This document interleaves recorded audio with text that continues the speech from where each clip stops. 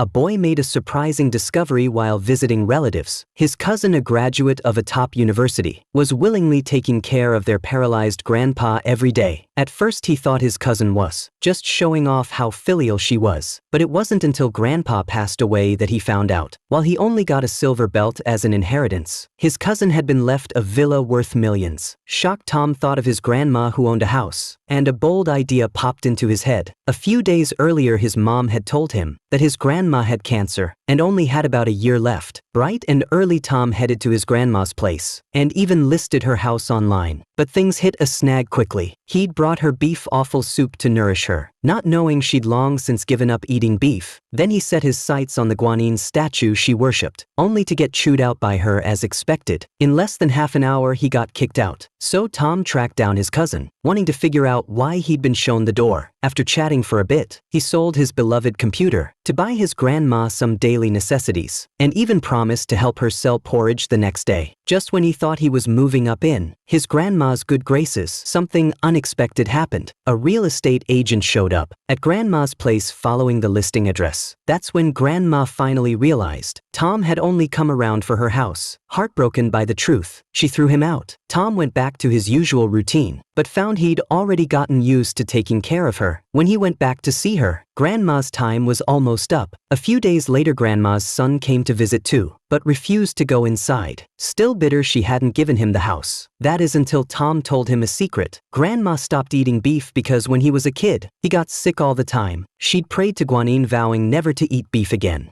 He got better, hearing that he finally understood his mom's love. But by then it was all too late. At grandma's funeral, Tom got a call telling him to withdraw $1 million from an account. Confused, he suddenly remembered the promise grandma made. When he was little, she'd said she'd deposit money into his account every year until she passed away. Turns out she'd kept that promise.